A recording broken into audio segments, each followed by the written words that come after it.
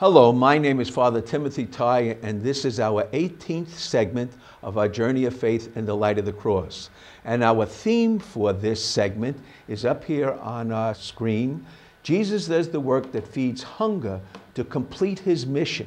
So we saw that Jesus was aware that he completed his mission at his crucifixion, but John says he was aware of that in the whole journey of life. So we go to our next slide and we see the disciples came to Jesus and they said, "Rabbi, eat." But he said, "I have food to eat that you do not understand." So Jesus had food in front of him, but he wasn't eating it. Why? He was just so happy and joyful at what had happened between him and the Samaritan woman. They said, "Did someone give him food?" Yes, the Samaritan woman. Jesus said, "My food is to do the will of him who sent me and to complete his work." So Jesus knows right from the beginning that his job is to complete his work. And what is his work? Just what he did with the Samaritan woman. Many Samaritans believed in Jesus because of the word of the woman testified. This is a beautiful hymn talking about what Jesus did. He took a woman shackled by heavy burden, neither load of guilt and shame.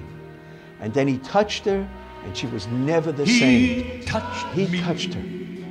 Oh, he touched me. And oh, the joy that flooded her soul. Oh, the joy that floods my soul. Jesus has come to flood all of our souls by releasing the fountain of life in us, the well that was intended to overflow into one another, generously giving life and love to one another, which he made possible on the cross. Okay, now we go to our next screen and we say, Jesus satiates his hunger by sharing the gift of life-giving love in spirit to achieve universal oneness. So he brings about a oneness that is his purpose. Remember, oneness he talked about the night before he died. He prayed that all be one. He is a Jew and he speaks to a Samaritan, and she allows him to speak to her and she hears him. She is a woman. A decent man was never supposed to speak to a decent woman in public, and yet they're conversing. She is enslaved and broken down into zombie by adultery and fornication. People enslaved by sin are out of control, and according to the law of Moses, you keep them out of your life, you keep Gentiles out of your life, sinners out of your life, and people enslaved to sin, and there must be segregation between women and men. Jesus then, by offering her the Spirit and she receiving it, transforms a woman whose womb is lifeless stone quarry into a fountain of life-giving love. Jesus comes because so many people like Sarah and Abraham can't have children. And it causes great confusion in them. It causes great sourness and it causes bitterness. And it's very difficult for them to deal with the problems of life. So we go on to the next screen. We see that Nicodemus was a zealously observant Jew. He should have received the inheritance promised by Abraham, but he did not receive it. Why? Because he put limits on Jesus. He reduced him to a teacher of doctrines because that's the way he was comfortable. Jesus had to accept the limits and boundaries of his small world. Now, the Samaritan woman does not do that. She allows Jesus to be a tree of life. What does that mean? She allows Jesus to say he is the new Jacob, who had 12 sons, who overflowed with tears and was a fountain of life and was a mysterious presence giving life. And she saw this mysterious presence and she allowed it to touch her. She allowed Jesus then to be a prophet by telling her that she had messed up her life by trying to achieve from men what only God could give.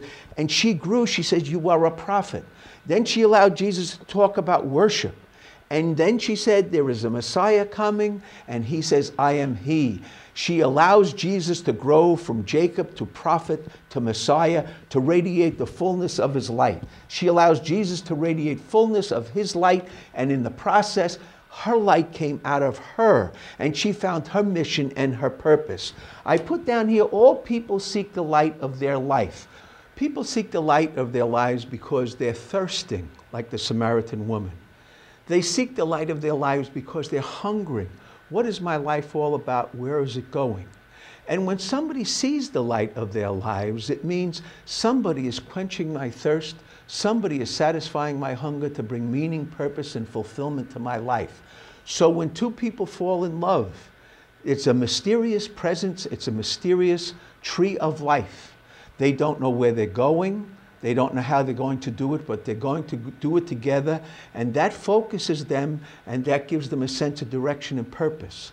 If they have children, the children come along and light up their lives and clarify and focus them even more, and they have a sense that this is my mission, this is my purpose, and these children satiate what I'm thirsting for, what I'm hungering for in life.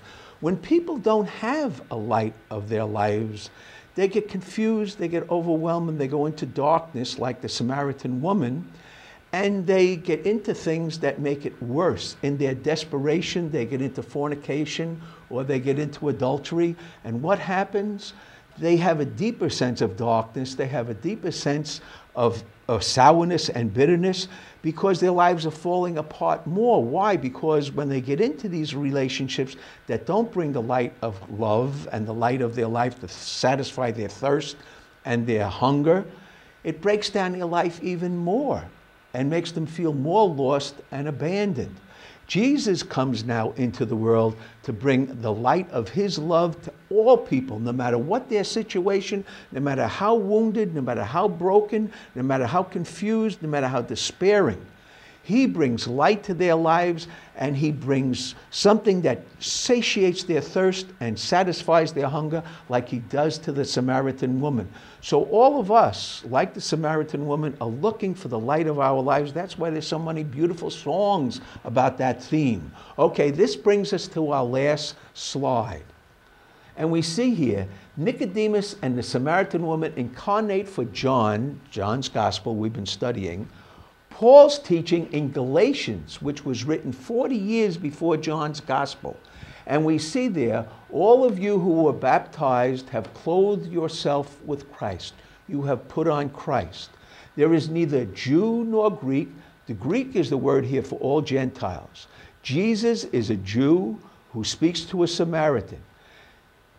Jews were supposed to stay away from slaves. Jesus now says we must deal, slaves must come into our community, slaves of sin, and free people come together. Jesus is free from sin and she's a slave of sin. Jesus is a male and she is a female. And Jesus goes into her scarred, broken world and he brings out the fullness of life in her. And we go on. If you are of Christ, you are of Abraham's seed. You are heirs of the promise. Why we have to get back in our next segment to Paul is because we have to have explained by Paul how, when we break the Mosaic law in order to bring universal oneness in Christ, we fulfill the covenant that God made with Abraham, the covenant of faith, and we receive the inheritance promised to us. And this brings us to the beautiful hymn we've been singing through these 3 segments, Fill My Cup, O Lord. I lift it up, O Lord. Come and quench this thirsting in my soul. Bread of heaven, feed me till I want no more. I hope you have had your thirst quenched. I hope you have had your hunger satisfied.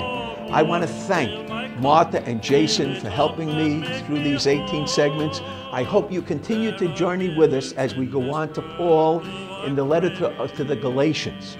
And so we will continue on our journey of faith in the light of the cross. May the light be with you. But none can match the